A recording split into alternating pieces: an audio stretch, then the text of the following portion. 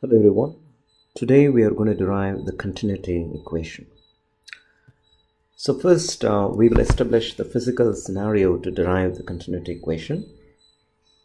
Just imagine a diverging pipe and let us imagine that fluid, a liquid or any incompressible fluid is actually flowing through this diverging pipe. So this is going to be your entrance and this is going to be your exit. Maybe we can call this as section 1-1 and this can be section 2-2. So this is the fluid is coming in this direction and the fluid is going out in this direction. So this is the physical scenario. This is the side view of the diverging pipe. Okay, it can be a circular pipe. Sorry about the little bit of background life here. Okay, now what I'm going to do is I'm going to consider a small calculus element. To be very precise, I have to call that as a calculus cube. I'm just going to consider a small calculus cube inside this pipe. So it has got a length of magnitude dx. It has got a depth that can be dz, and the height of the small cube is dy. So I'm just going to localize my attention on the small cube dx, dy, dz.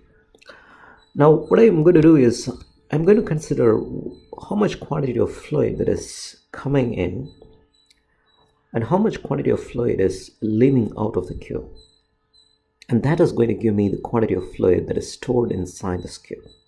Okay, I'm not holding any secrets.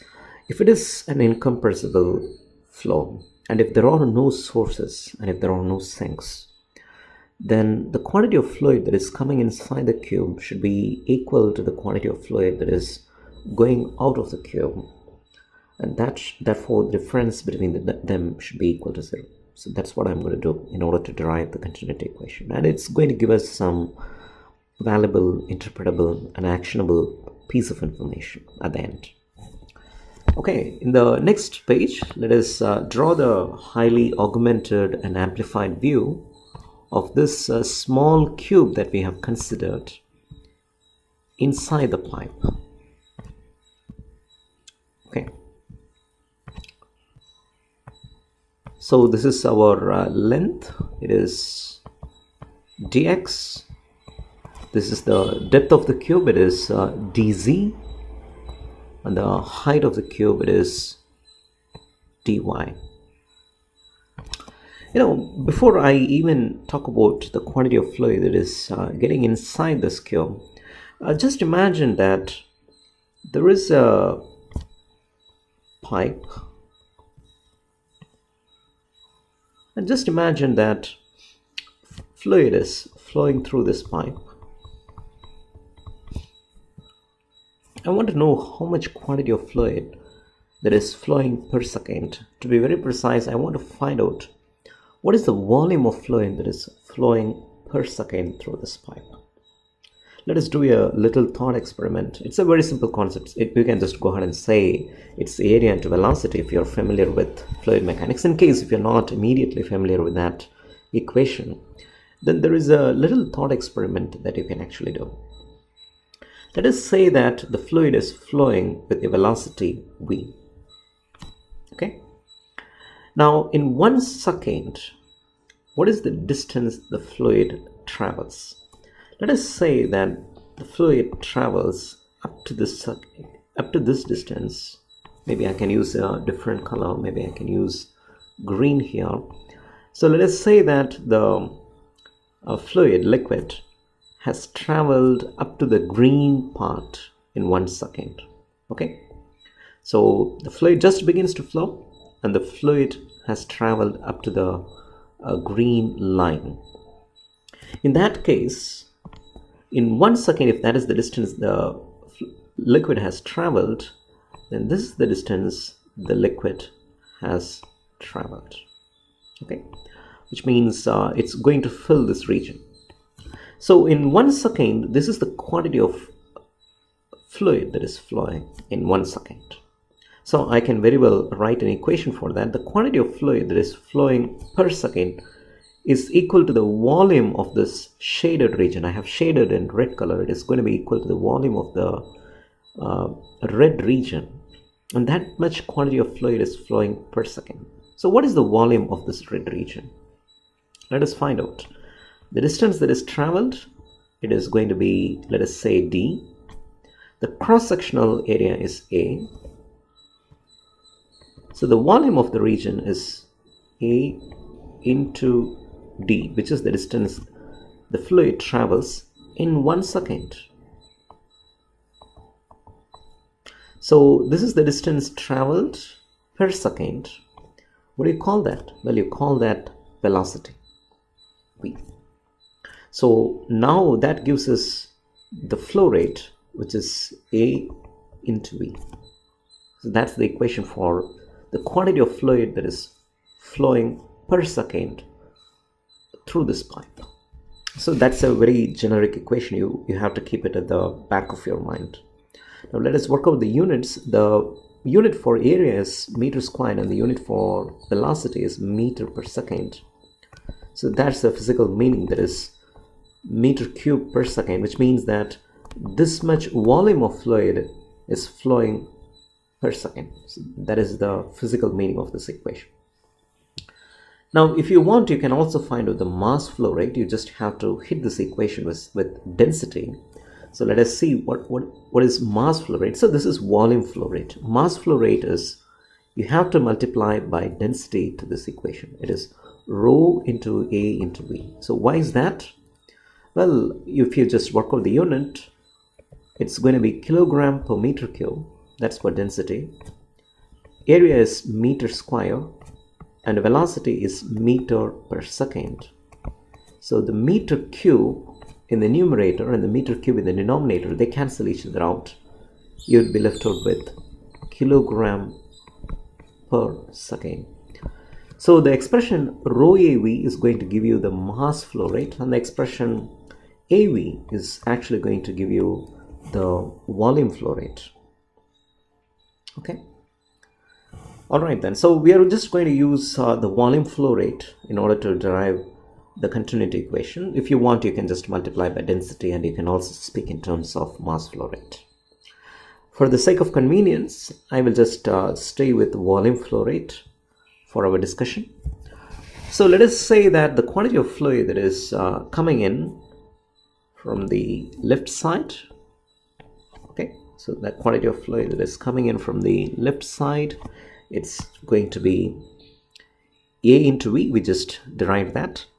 So in our case, the velocity of the fluid that is traveling along the x direction, it's going to be denoted by the notation U, and the A into velocity, area is dy dz. So that's going to be the area. So it's going to be this area. Okay. It's going to be this shaded area. All right then. So it's going to be dy dz. This much quantity of fluid is coming in, and this much quantity of fluid is going out. That is given by U into dy dz out. So now we can also imagine the quantity of fluid that is coming in along the y direction. So the quantity of fluid that is coming in along the y direction, so let us write the equation for that. It's going to be V, the cross-sectional area is going to be dx dz. Okay, and this much quantity of fluid is coming in along the y direction, and the quantity of fluid that is going out along the y direction, it's going to be V into dx dz out. So that's the quantity of fluid that is going out along the y direction, and the quantity of fluid that is coming in along the z direction. So let us do that. So this much quantity of fluid that is coming in along the z direction. So the velocity along the z direction is denoted by the notation w. The cross-sectional area is dx dy, and this much quantity of fluid is coming in. And the quantity of fluid that is going out is given by the expression w into dx into dy out. So this is the quantity of fluid that is going out. All right then. So all you have to do is you put the equations together in order to find out the quantity of fluid that is stored inside this cube. You see, we started off with a one-dimensional flow. We assume that the flow is always coming in along the x direction and it is going out along the y direction. This is the physical scenario that is established. But be very careful about this physical scenario. You see, the fluid that is coming in is only along one direction, and the fluid that is going out is only along the one direction, which is the x direction. But if you're considering a small cube inside this pipe, then fluid is flowing in all sorts of direction inside the cube. So with respect to the entrance and exit, you can see that the fluid is coming in and going out in only one direction. But when you are considering a small cube inside this, then fluid is actually flowing in all sorts of directions. Okay, so that's very important. All right then. So I'm going to put the equations together and I'm going to write the final equation. So there you go in the next page. The quantity of fluid that is coming in, it is given by the expression u into dy dz coming in, difference u into dy dz, and this much is going out. Okay. If you find the difference, that indicates the quantity of fluid that is stored. Okay, and the quantity of fluid that is coming in along the y direction, that is given by the expression v, which is the velocity along the y direction, and the area, cross-sectional area, is dx dz, that is in, difference v into dx dz out. Okay, plus the quantity of fluid that is coming in along the z direction, which is going to be it's w into dx dy. This is the quantity of fluid that is coming in along the z direction, and the quantity of fluid that is going out, it is w into dx dy out. And that should be equal to 0 for an incompressible flow, where density is always the same, so whatever fluid that is coming in should be pushed out. In case if that is not happening, for an incompressible flow, it indicates two things. Suppose the quantity of fluid that is coming out is greater than the quantity of fluid that is coming in. It indicates the presence of a source. Maybe inside the cube, there is a source that is present inside the cube. Maybe there is a fluid fountain that is generating fluid, so that indicates the source. So that indicates, sorry about the terrible handwriting, but that indicates the source in case if the quantity of fluid that is out is greater than in. Suppose if the quantity of fluid that is coming out is going to be less than the quantity of fluid that is coming in, then that indicates a sink. Maybe there is a sink here, and fluid is being drained inside the sink. So that would be the meaning for an incompressible flow. Okay.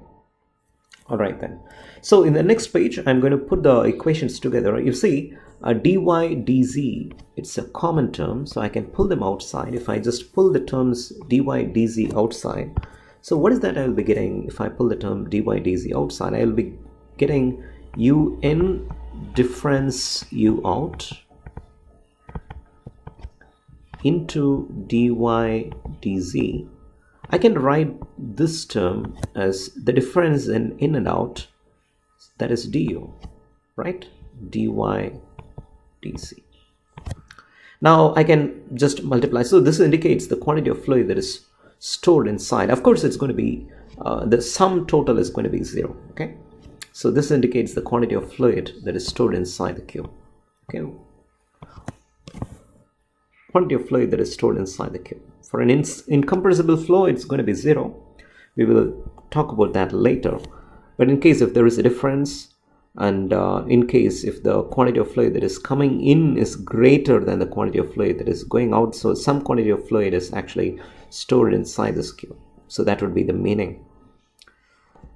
Okay then, so in this equation I'm going to multiply and divide by dx, so I'm not going to do any damage to the equation. So I will be getting du by dx. So it's a partial differentiation because velocity is going to be a function of x, y, z. So I have to put partial differentiation. It's going to be dou u by dou x into dx dy dz.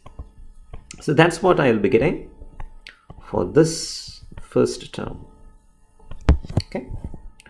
In exactly the same manner, for the second term, I will be getting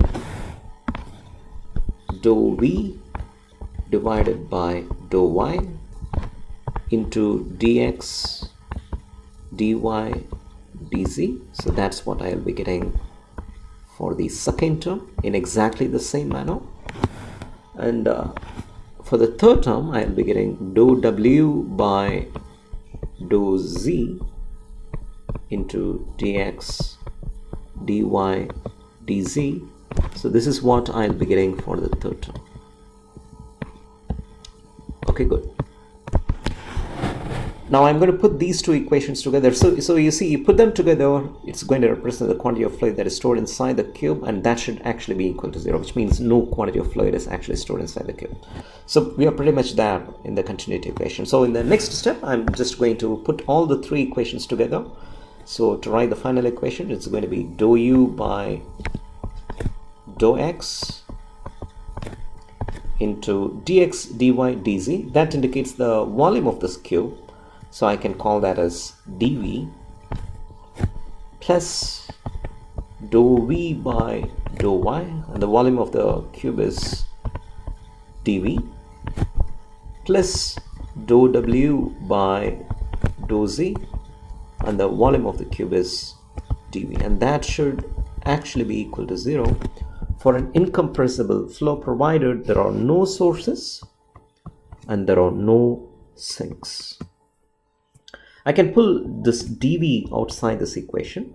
See, there is a difference between this v and this v. Maybe I have to say this is the volume. Okay, let us be very careful about that. And this v represents the velocity along the y direction. Okay, so anyway, this you take this dv outside and you cancel the volume on either side, or you can just divide the left side and the right side of the equation by dv, so you do no damage to the equation. So the final equation is going to be of the form dou u by dou x plus dou v by dou y plus dou w by dou z, and that should actually be equal to 0. So this is the final equation. In short, you can just say it is divergence of the velocity vector that's going to be equal to 0. It's a del dot u, that should actually be equal to 0. Okay, so that is the continuity equation, almost a continuity equation for the incompressible flow. Now what we are going to do is, so this indicates the quantity of fluid that is stored inside the cube. Okay, and we have equated that to 0, assuming that there are no sources and sinks. So let us go back to the physical scenario that we first established. We talked about diverging pipe. So that's our diverging pipe, And we said that the fluid is coming in this direction and the fluid is going out in this direction. And you considered a small cube. And you asked yourself this question: what is the quantity of fluid that is stored inside the small cube? And that is given by this expression del dot u.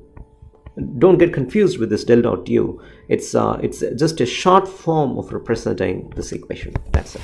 Okay. Now, to be very precise, we should not say that I have to say the quantity of fluid that is stored inside the small cube is not exactly del dot u, but it is a quantity of fluid that is stored in per unit volume. But inside this cube, you just have to multiply by dx, dy, dz, or you can say you just multiply by volume. So it's del dot u into dv. So that indicates the quantity of fluid that is stored inside this cube. So this indicates this term here, maybe I can use a highlighter.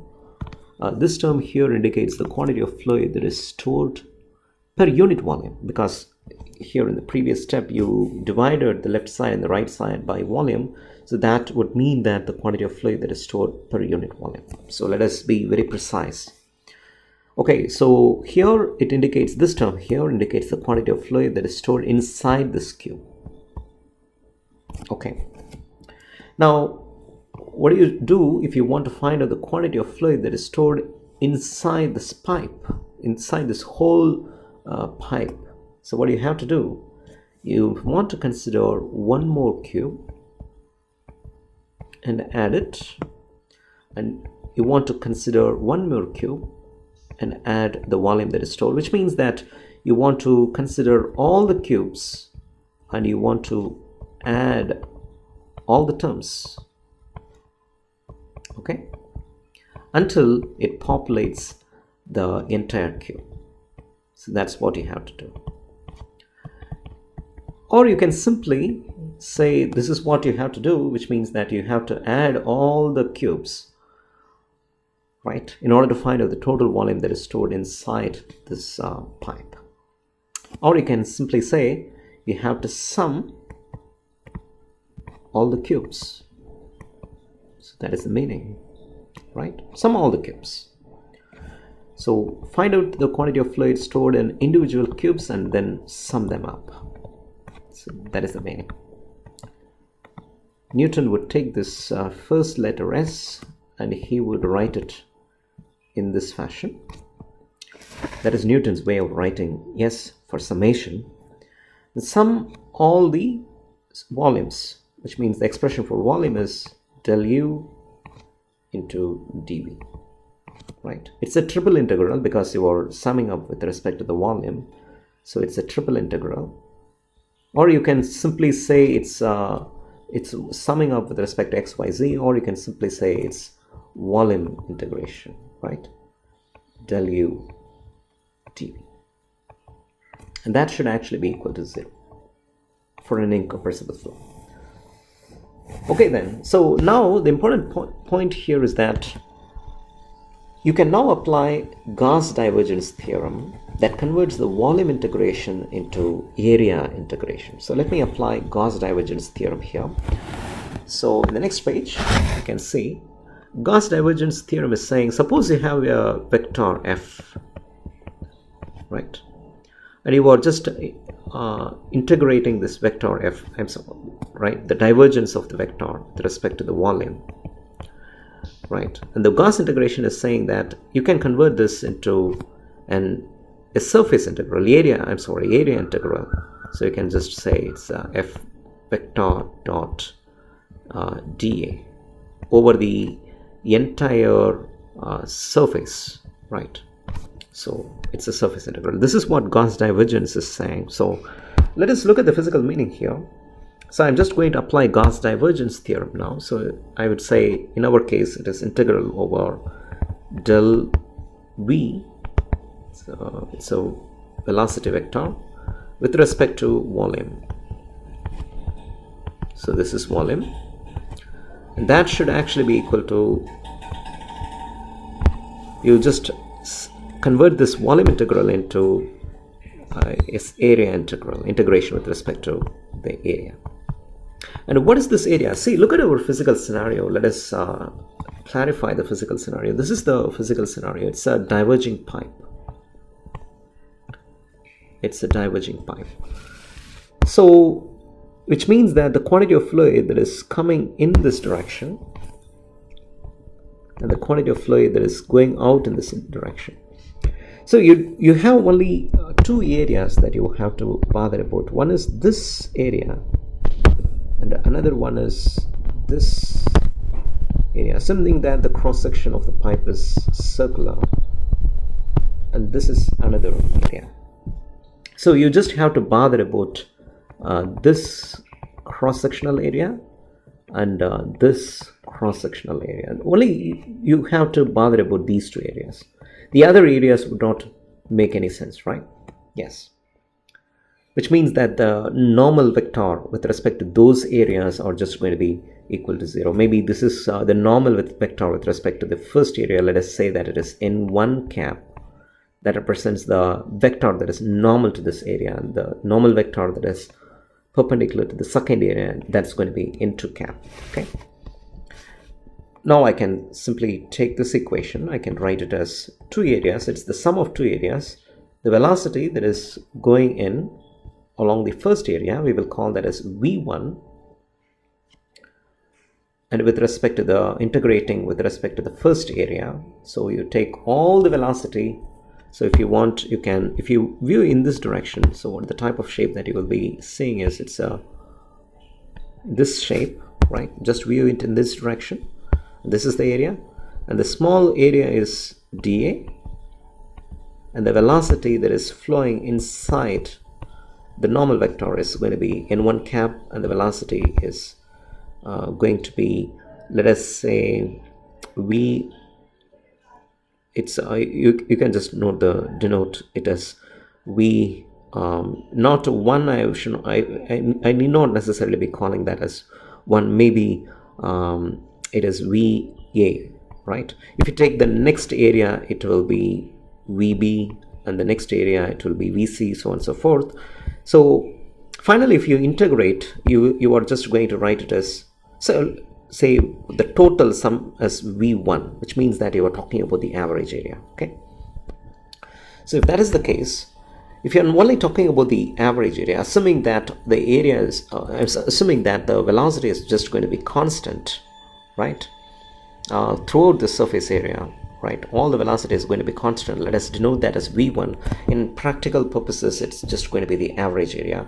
So you can just pull that V1 outside. So let me complete this equation. So it's for the first inlet, right? So it is for the inlet, plus you have to write the equation for the outlet. You can just say outlet, the average velocity is V2 into dA. Okay. Of course, I have to multiply that by the normal vector component. Sorry about the background noise here. Into cap. Okay. All right then. So in the next equation, this is actually going to be equal to 0 according to the continuity equation. Okay. So in the next step, the normal vector with respect to this area and the normal vector with respect to the second area, they are of opposite signs. So you will be having a negative sign here, and if you throw it to the right side, the negative actually becomes positive. Okay. And you can also say V1, you can just pull it outside. It's going to be integral of dA, the first area, right? This is for inlet.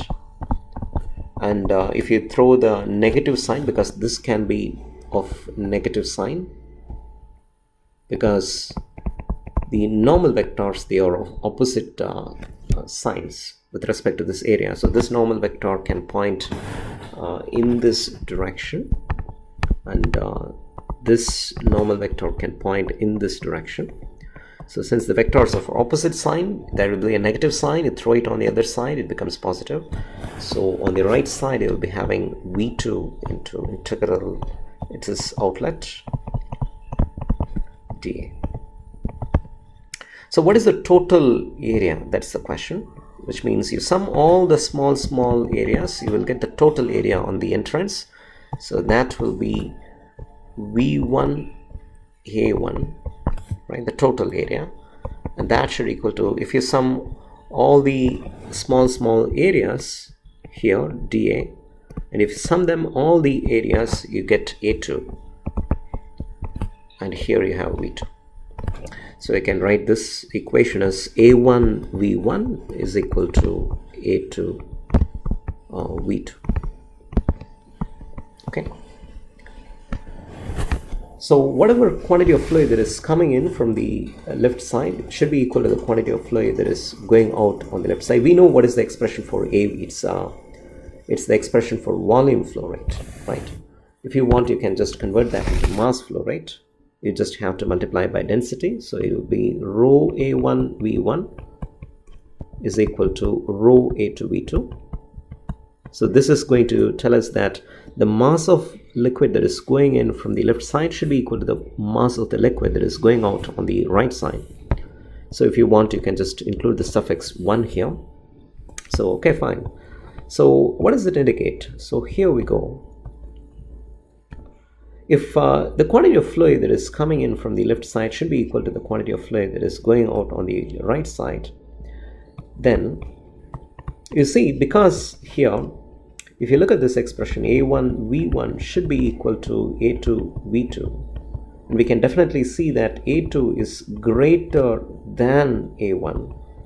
Therefore V2 should be less than V1 in order for the expression to be true. So which means that if this is going to come with the greater velocity, this is going to go out with a smaller velocity. Okay, and the opposite is equally true. Suppose you have fluid that is coming in this direction and going out in this direction. So that would mean this is going to be our A1 V1, this is going to be our A2 V2. According to the continuity equation, A1 V1 should be equal to A2 V2. Since A2 is smaller than A1, V2 should be much greater than V1 in order for this equation to be satisfied, which would mean that the velocity at the outlet should be greater than the velocity at the inlet. So that explains the working of a nozzle.